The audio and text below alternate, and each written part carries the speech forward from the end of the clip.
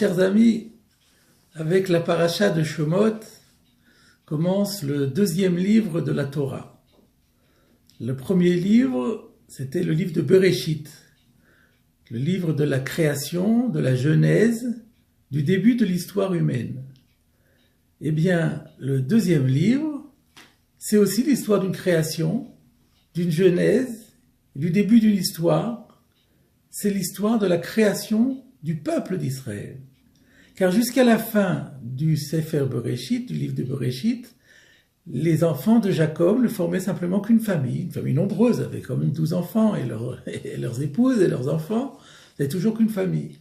Et c'est dans la paracha de Shemot, avec l'exil en Égypte et tout ce qui va se passer, cette famille va se retrouver bientôt devenir un peuple.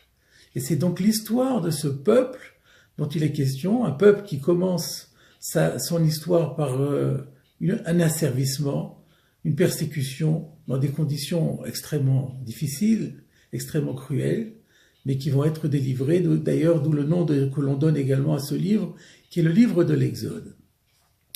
Alors, on s'attendrait à ce que un livre aussi important que celui-là, qui décrit les fondements, la base de notre peuple, commence sur des versets particulièrement édifiants et qui sont fondamentaux en ce qui nous concerne. Or, on est très curieux, on est très étonné de constater que le premier verset et les premiers versets de ce livre paraissent particulièrement anodins. Qu'est-ce que nous dit le verset? Voici les noms des enfants d'Israël, des enfants de Jacob qui étaient venus en Égypte. Ils étaient venus avec Jacob, chacun avec sa famille, et puis suit l'énumération des 12 fils de Jacob. Rien de nouveau dans tout cela. Alors Rachid nous dit bien que pour montrer que Dieu aime les fils d'Israël, alors il cite leur nom. Mais alors, d'accord, admettons, mais le premier verset alors, le premier verset qui nous dit qu'ils sont venus en Égypte avec Jacob, mais tout ça on le sait. Donc qu'est-ce que ça vient nous apporter? On se serait attendu à ce que le premier verset du livre vienne nous donner les raisons peut-être qui vont déterminer la Géoula, qui vont expliquer que le peuple d'Israël va finir par être libéré, délivré, accéder à l'autonomie et à l'indépendance. Eh bien, mes chers amis, on peut dire qu'effectivement dans ce verset, lorsqu'on le scrute bien, on trouve réponse à cette question, et peut-être qu'on trouve encore réponse à une question encore plus large. Parce qu'on peut aussi, au moment où l'on parle de la création du peuple d'Israël, s'étonner du fait que Israël, qui a traversé toute l'Antiquité, il a traversé donc la persécution égyptienne, puis il aura affronté l'asservissement babylonien, et les Perses, et les Grecs, et les Romains, et toutes les vicissitudes et les persécutions que le peuple d'Israël a subies jusqu'à la Shoah, y compris la Shoah, et le peuple d'Israël est toujours présent, alors que tous les peuples de l'Antiquité ont disparu. Quel est le secret de leur pérennité? Eh bien, mes chers amis, à cette question, le verset répond aussi. En effet, lorsqu'on l'étudie attentivement, ce premier verset que je vous ai cité, il y a quelque chose qui attire notre attention. Il y a une sorte de doublon. Le verset dit « Ele Shemot Benei Israël » voilà les noms des fils d'Israël, Abaim Mitzraïma, qui sont venus en Égypte, et Yaakov, Ishu Beto Baou, avec Jacob, chacun et sa famille, ils sont venus. Le verbe venir revient 2 fois. Il y a doublon. Le verset aurait dû dire « Voici le nom des enfants d'Israël qui sont venus en Égypte avec Jacob, chacun et sa famille. » Pourquoi est-ce qu'on répète 2 fois le terme « venir » ? Et à ce moment-là, on se pose encore une autre question. Mais il y a une anomalie grammaticale, parce que le verset emploie 2 temps. À la fin, il dit « Baou », ils sont venus, au passé, ce qui est normal, puisque quand le récit commence, les enfants d'Israël, les enfants de Jacob, sont déjà en Égypte depuis longtemps. Mais avant la première fois, il est dit « Habaim », Si on traduit littéralement Habaïm, ça veut dire ils viennent, qui viennent au présent. Mais ils viennent pas, ça fait longtemps qu'ils sont arrivés. Pourquoi est-ce qu'on dit au présent Habaïm? Eh bien, c'est peut-être dans ce présent qu'est la solution de toutes nos questions. L'idée est que bien que les enfants d'Israël fussent arrivés en Égypte depuis longtemps, c'était encore comme s'ils venaient d'arriver. Ils étaient encore au présent, ils arrivaient avec la même fraîcheur, avec le même enthousiasme, avec la même pureté, avec la même sainteté. Et c'est cela qui a permis, cette constance qui leur a permis finalement de mériter la Géoula. Et c'est peut-être cela aussi qui est le secret, ou un des secrets, dirons-nous, de la pérennité d'Israël. C'est-à-dire de vivre toujours au présent, de ne jamais se rouiller, de ne jamais s'user, s'installer dans une routine, sentir au contraire qu'on est toujours au début de quelque chose. Et alors se pose la question, très bien, mais comment fait-on pour arriver à cela? Ce n'est pas donné à tout le monde. Et là encore, le verset nous répond. Il nous dit il y a deux éléments qui nous permettent d'arriver à ce présent permanent. Et Yaakov, Ishuveto Baou. Il y a deux valeurs fondamentales qu'il faut préserver et qui permettent d'y arriver. La première, c'est Et Yaakov, avec Jacob. Ça veut dire que l'image de Jacob n'a cessé d'accompagner ses enfants. Même lorsque Jacob a quitté ce monde pour être enterré en Eretz Israël, en Eretz Canaan, mais les enfants d'Israël avaient constamment présent l'enseignement par la théorie, mais aussi par le vécu, par l'exemple que leur a légué leur père. Et cela n'a cessé de les nourrir tout au long de leur existence. Il y a un enseignement très joli dans cette direction. Tout au début de la création du monde, cette fois-ci, le verset dit « Vayomer Elohim » Dieu a dit « Totsi haaretz deshe » que la terre fasse sortir de la verdure. « Esev mazri azera » de l'herbe qui produit des semences, et tsoseperi, des arbres qui font des fruits. Donc le verset commençait par dire Totsi haaretz deshe. Si l'on reprend le mot déchet que j'ai traduit par verdure et qu'on y voit des initiales, eh bien déchet est l'acronyme de trois mots: Demut Shel Av, l'image du Père. Lorsque l'on conserve en permanence, ancré au plus profond de son âme, l'image du Père, alors nous produisons au sein de nous-mêmes des semences et également nos arbres vont produire des fruits. Autant dire que nos enfants nous imiteront et resteront fidèles au message de la Torah.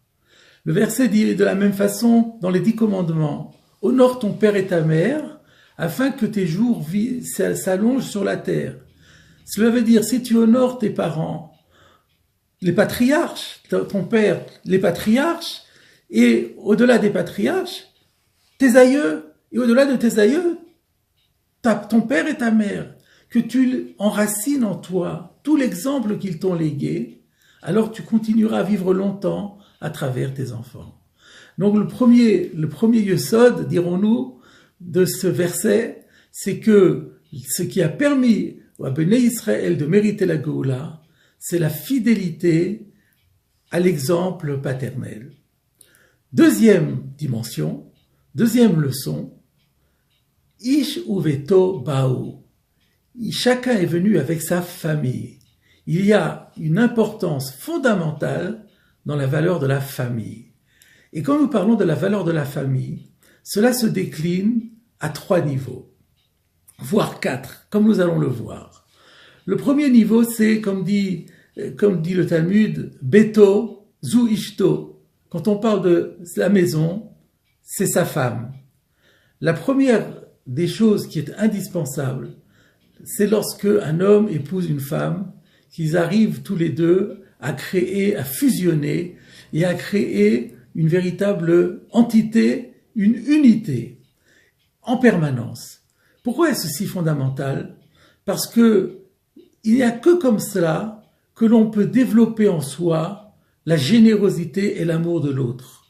Le conjoint est la personne la plus proche de nous, mais en même temps c'est la première personne différente de nous et à qui il convient de s'attacher et à qui il convient d'avoir des relations de générosité et d'amour.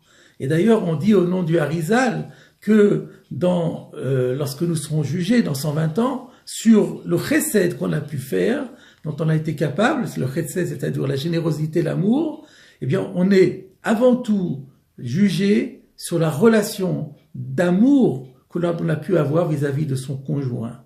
Le mariage est un laboratoire de l'amitié, de l'altruisme et de l'amour de l'autre. Et d'ailleurs, on comprend bien après cela, cette expression de Ish ou Beto, on la retrouve également, presque l'expression de Beto en tout cas, on la retrouve à propos du Kohen Gadol le jour de Kippour. V'chiper ba'ado ou ve'ad Beto. Il devait apporter un sacrifice, et avec ce sacrifice, expier les fautes qu'il avait commises, lui et sa maison. Et la maison est comprise dans le sens de son épouse, et de là on déduit que le Kohen Gadol, pour être validé, pour faire le service, le sacerdoce de Yom Kippour, devait absolument être marié. Un Kohen veuf ou divorcé ne pouvait pas être Kohen Gadol. Pourquoi? Ben justement pour la raison que nous avons dit. Parce que s'il n'est pas marié ou s'il n'est plus marié, il n'a plus au présent cette force de la générosité qui se traduit par rapport à la personne différente de lui, mais qui est en même temps la plus proche. Donc ça, c'est la première dimension de Baït, l'épouse. L'épouse, comme nous le disions, la maison comme étant le laboratoire de l'altruisme. Et puis la deuxième dimension, c'est l'amour vis-à-vis de nos enfants. Que le chinour, ce qu'on appelle en hébreu la valeur de l'éducation. Il faut, comme nous le disions déjà, nous avons reçu de nos parents, de nos grands-parents, de nos aïeux, jusqu'au patriarche, nous avons reçu des valeurs et nous devons les transmettre. La plus grande réussite d'un homme sur terre, ce sont ses enfants. La réussite matérielle, mais surtout la réussite spirituelle.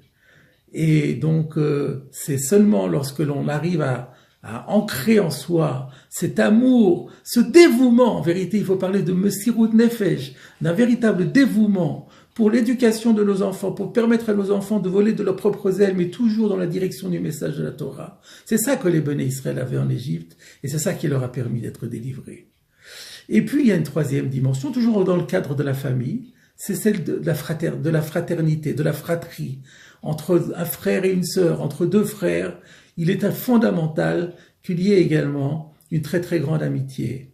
Et par extension, comme nous sommes tous issus d'un même patriarche, que nous sommes tous finalement tous des frères et des sœurs, dans cette notion d'amour entre frères, il y a l'amour du prochain tout simplement, et cet amour, cette solidarité, ce sens de la fraternité absolue, c'est la troisième dimension, donc la quatrième en fait, puisque nous parlons de la troisième, c'était la fraternité. Cette fraternité prise au sens plus général, c'est cela encore qui va donner à Israël la force et le mérite qui lui permettra d'une part d'être délivré en Égypte et d'autre part de traverser toute l'histoire de l'humanité. Il est remarquable que toutes ces dimensions dont nous venons de parler, nous les retrouvons dans la paracha tout au long de la paracha. L'amour de l'époux vis-à-vis de son épouse, Vayelech ish mi bet Lévi, vayikach et bat Lévi. Amram, le père de Aaron et de Myriam, avait décidé de se séparer de sa femme Yocheved. Et c'est Myriam, la fille d'ailleurs, qui est venue dire à son père, mais ta décision est pire encore que celle de Pharaon. Pharaon a seulement condamné les garçons, et toi tu condamnes les garçons et les filles, puisque tu t'interdis de procréer. Et voilà que Amram se remarie avec Yocheved, et nous retrouvons donc cette notion de l'amour des conjoints. Et puis après, on nous parle de la naissance de Moshe. Et voilà que Moshe va devoir être caché pour échapper aux Égyptiens. Et la mère Yocheved va se dévouer de façon incroyable pour sauver le petit Moshe. Comme on le sait, elle va le cacher pendant 3 mois. Puis ensuite, elle va le mettre dans une corbeille. Et ensuite, elle va le laisser dériver sur le Nil. Et puis, et voilà que sa sœur va surveiller. Et c'est la sœur qui va finalement intervenir pour, quand la fille de Pharaon trouve ce petit berceau, c'est elle qui va trouver les modalités pour finalement faire en sorte que ce soit Yocheved qui nourrisse Moshe et qui permette à Moshe de grandir dans de très bonnes conditions. Et puis, un autre exemple de fraternité extraordinaire, c'est Aaron et Moshe. Lorsque Dieu dit à Moshe, c'est toi que j'ai choisi pour faire sortir mon peuple, être mon représentant auprès de Pharaon, Moshe dit, je peux pas, parce que mon frère est plus âgé, c'est à lui que ça revient. Il a fallu que Dieu insiste de manière invraisemblable pour que Moshe l'accepte. Et ensuite, Dieu dit à Moshe, tu vas rencontrer Aaron, tu vas voir quand tu vas raconter Aaron, il va te voir, Samar Belibo, il va être hyper heureux de ce que tu vas lui dire. Voilà un exemple de fraternité exemplaire. Et cette fraternité, disions-nous, se traduit pas seulement par rapport à un frère du même père et de la même mère, mais au sein du peuple. Et ben c'est ce qu'on voit avec Moshe, quand on dit que Moshe a grandi, Vayetze Elechav, il est sorti vers ses frères, Vayar Besivlotam, et il a vu leurs durs travaux. Voyez mes chers amis comment, avec un petit verset qui n'a l'air de rien, on découvre des dimensions insoupçonnées qui sont peut-être les fondements même de notre peuple et qui expliquent comment notre peuple est arrivé jusqu'aujourd'hui et qui nous rappellent à nos obligations que je rappelle encore une fois. N'oublions jamais de développer en nous l'image du Père, c'est-à-dire l'image des patriarches, Abraham, Yitzhak et Jacob, mais aussi l'image de nos parents. Et ensuite, faisons de la famille un des fondements de notre vie. La cellule familiale, c'est quelque chose qui n'a pas de prix. Notre épouse, notre conjoint, nos enfants, nos frères et notre peuple. Que nous continuions à travailler dans ce sens-là pour qu'advienne la dernière Goula, celle que nous attendons de nos vœux, du Mera Be'ameinu. Amen. Torah-Box, c'est une véritable yeshiva en ligne qui va vous permettre d'étudier les textes de référence dans les mots Talmud, Livre des prophètes, Chassidut, Moussar, Pensée juive, Halakha. Des dizaines d'œuvres disponibles avec pour chacune d'elles un enseignement adapté. En un seul clic, où que vous soyez, à n'importe quelle heure du jour ou de la nuit. Étudiez enfin tous les sujets que vous avez toujours rêvé d'approfondir. Alors, travailler le GAN, c'est la socle du vrai Torah, c'est travailler les paroles de l'étude de la Torah. Et c'est quoi garder le GAN? C'est l'ishma, mitzvota, de garder le mitzvot. Aujourd'hui, la Torah n'a jamais été aussi proche de nous.